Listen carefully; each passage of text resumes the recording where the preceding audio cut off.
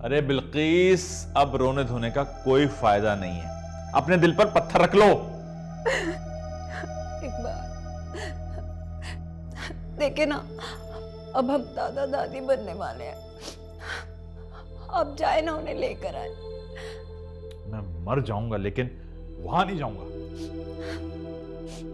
जब मेरा बेटा अभी पैदा ही नहीं हुआ था, तब से ख्वाब देख रही हूँ कि मैं दादी बनूंगी। तो फिर अपना मुंह भी बंद रखना था ना। देखिए मेरी बात सुने ना, हमारा पोता होगा ना, हम उसके लाड उठाएंगे, उससे प्यार करेंगे। सोचे कितना मजा आएगा। चले ना। इसमें किस मुंह से रायमा के सामने जाऊंगा? ठीक है, चलना है ना, तो तुम भी मेरे साथ चलो। हाँ तो मैं कब कह रही हूँ कि मैं नहीं चलूंगी? आती हूँ ना आपके साथ। आओ। शुक्र। तुम्हारा दिमाग खराब है? मैं ये दूध कभी नहीं पीऊंगी, ले जाओ इसे। उन्होंने कहा है कि आपको लाजमी पीना है। इसे पीने से दिल और दिमाग को ताकत मिलती है और बच्चा भी सेहतमंद होता है। उन्हें कौन सा एक्सपीरियंस है? वो अजान मियाँ को रोज यही दूध पिलाती हैं। आपने देखा अजान की सेहत कितनी अच्छी हो गई और पढ़ाई में भी बहुत अच्छे हो गए अजान। चले अब जल्दी से पी लें। मुझे ये दूध नहीं पीना, ले जाओ इसे। महविश तो चाहती है कि मैं मोटी हो जाऊं, अब बिगड़ जाए मेरा। नहीं जी, वो तो नेट खोल कर बैठी हैं और आपका डाइट प्लान कर रही हैं। चले अब जल्दी से पी लें। मुझे नहीं पीना, ले जाओ।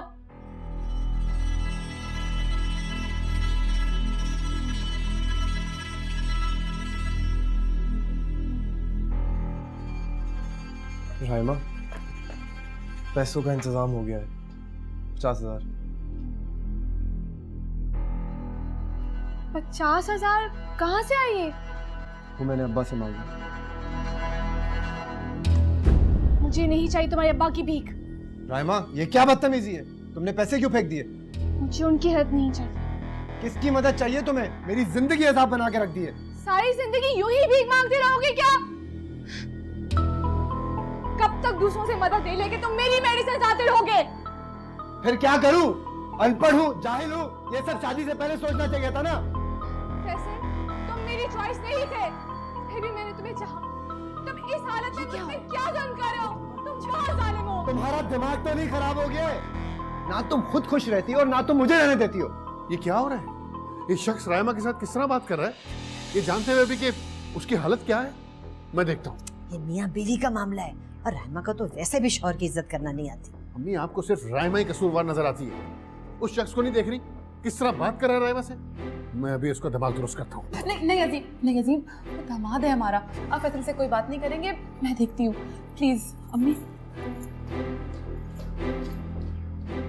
इसीलिए कहती हूँ कि बेटी और दामाद को कभी घर पे नहीं रखना चाहिए। रायमा इसी घर में रहेगी, सुन लिया आपने? तुम्हारी माँ ने मुझ पे इल्जाम लगाया, मुझे घर से निकाला। तुम्हारे बाप ने मेरी बेइज्जती की और तुम उनसे पैसे ले आई हो। मैं कुछ भी बर्दाश्त कर लूंगा, लेकिन अपने माँ बाप की तौहीन कभी बर्दाश्त नहीं करूंगा। फैसल, रायमा ये क्या हो रहा है? तुम दोनों की आवाजें पूरे घर में गूंज रही हैं। घर में मुलाजिम है और फैसल तुम ये क्या कर रहे हो? रायमा की हालत देखी है तुमने?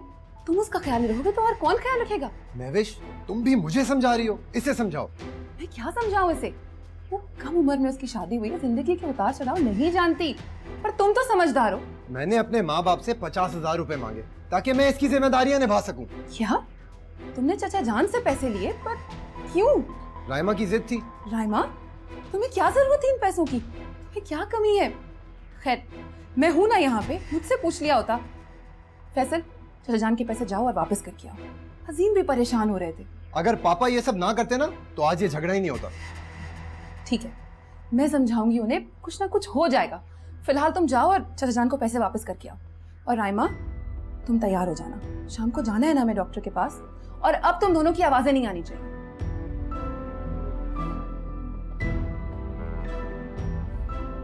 सुन लिया तुमने? अब सब कुछ महविश के कब्जे में है। ये पापा से सिफारिश करेंगी तो हमें कुछ मिलेगा।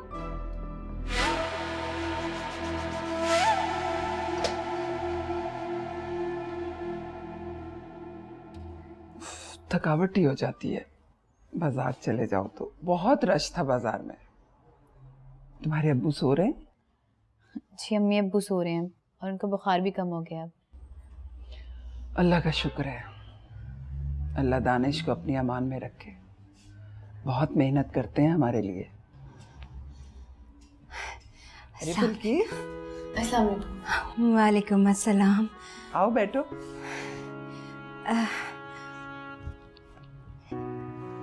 वो भाभी, मेरे घर में इतनी बड़ी खुशी आई थी, जब तक आप लोगों को ना सुनाती मुझे सुकून कब मिलना था।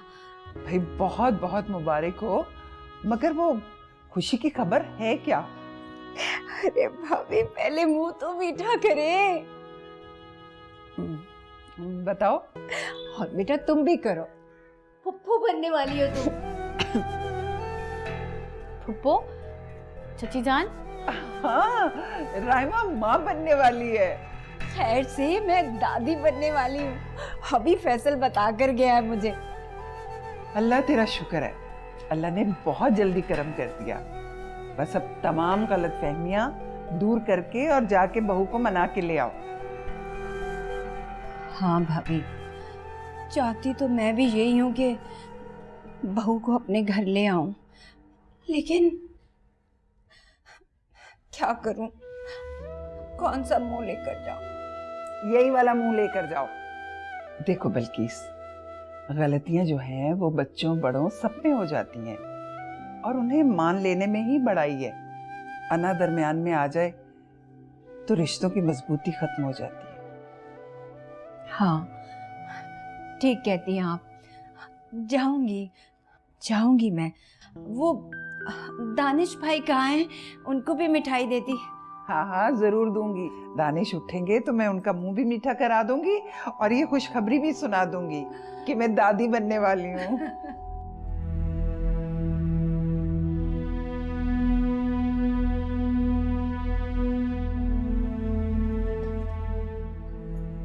अजीम, चाय।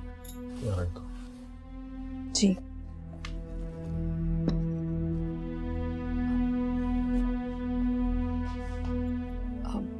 अजीम, आप परेशान मत हो। उन दोनों के बीच में पैसों का ही झगड़ा था जो अब हल हो गया है। फैसल चचा जान से 50,000 रुपए ले आया है राइमा को डॉक्टर के पास ले जाने के लिए। क्या फैसल ने अपने अब्बा से पैसे लिए? वो क्या सोचते होंगे कि हमारे पास अपनी बेटी के इलाज के लिए पैसे तक नहीं? नहीं, ऐसी कोई बात नहीं है अजीम। असल में राइमा ने ही फैसल को मजबूर किया था। कहा था कि कुछ भी हो जाए कहीं से पैसे लेकर आओ, और फिर वो उसी की जिम्मेदारी है। वरना फैसल बहुत खुददार है अजीम। मुझे इस बात का इल्म नहीं था। अजीम, आप न जाने क्या सोच रहे हैं। ये सब कुछ हमारे बच्चों का ही तो है, तो आप फैसल पे भरोसा क्यों नहीं करते? आप सब कुछ दे दें ताकि वो अपनी लाइफ स्टार्ट कर सके, अपना करियर बना सके। अच्छा, मुझे सोचने दो। और राइमा, मेरा मतलब है जो भी कुछ राइमा का है आप उसे खुद ही दे दिया करें। ना उसको मुझसे मांगना पसंद है और ना मुझे उसको देना, क्योंकि मैं क्यों दूं? जो उसका है वो आपसे ले सकती है। बेटी है तुम्हारी, तुमसे नहीं मांगेगी तो और किससे मांगेगी? लेकिन अजीम, मैं देखो प्लीज, मैं ऑफिस से जल्दी आ गया था, मुझे थोड़ा सा आराम करना। जी ठीक है, फिर आप आराम कीजिए। मैं अम्मी के साथ राइमा को लेके हॉस्पिटल जा रही हूँ।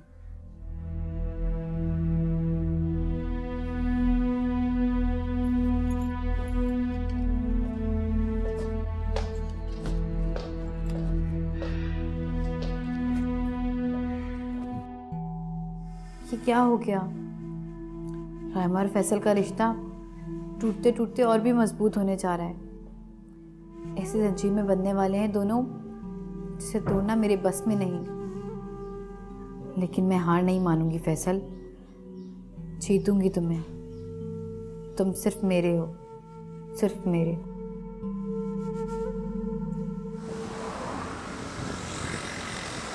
थैंक यू, आप जाइए।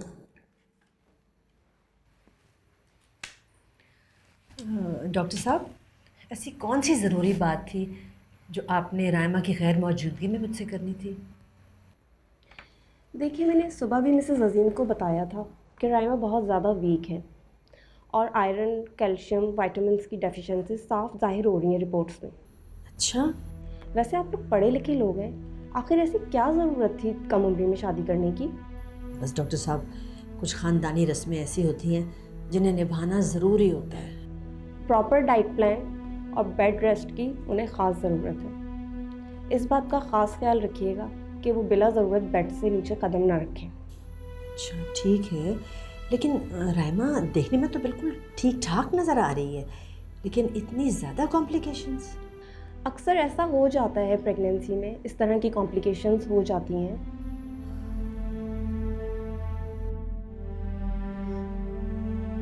इकबाल, आपको पता है मैंने पूरे मोहल्ले में मिठाई बांट दी है।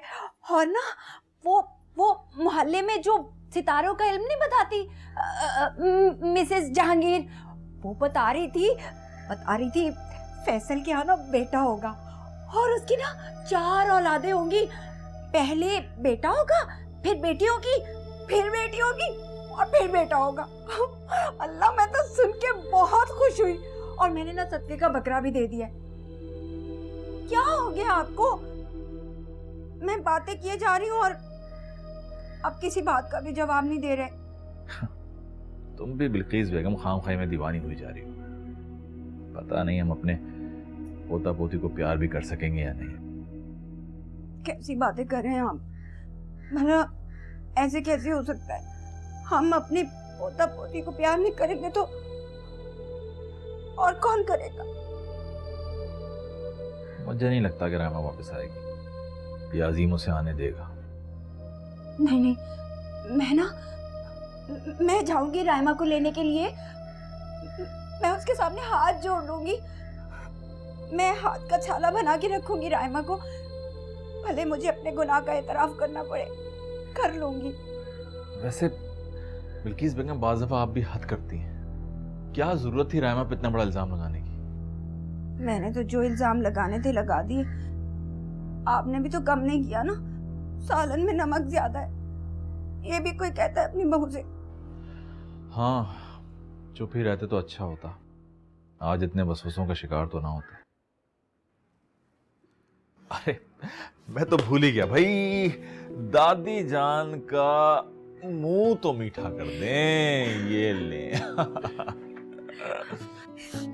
मैं भी इतनी खुश हूँ कि सारे मोहल्ले को मिठाई बांट दे, लेकिन जिसका मुंह मीठा कराना चाहिए उसका कराया ही नहीं। आप भी खाए ना मिठाई। बस कर दो बिल्किस, मैं कहीं रोने ना लग जाऊं।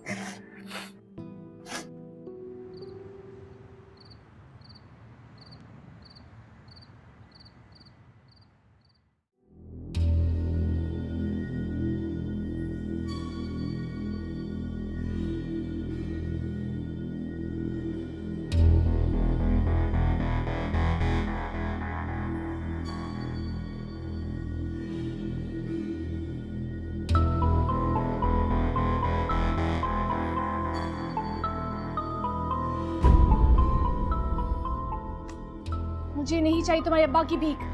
राइमा, ये क्या बदतमीजी है? तुमने पैसे क्यों फेंक दिए? मुझे उनकी हेल्प नहीं चाहिए।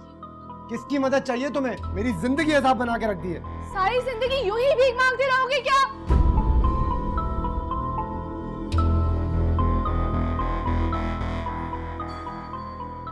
मेरी बात मान लो फैसल, वरना हम अपनी आने वाली नस्लों को क्या देंगे? मैं तुम्हारी जिम्मेदारी हूँ फैसल।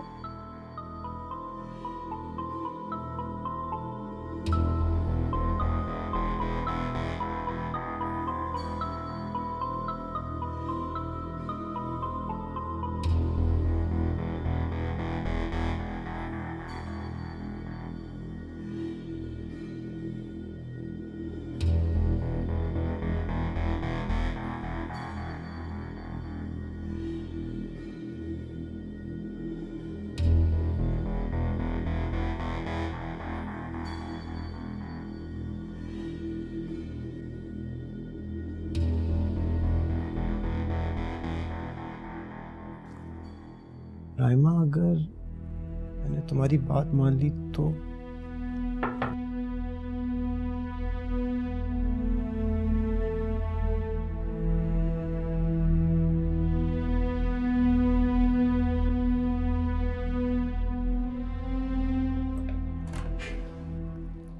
महविश तुम? हाँ, मैंने सोचा तुम्हें याद करा दूं, राइमा की दवाई का वक्त हो गया है और वहीं साइड टेबल पे रखी है, उसे याद से उठाकर खिला देना। ठीक है।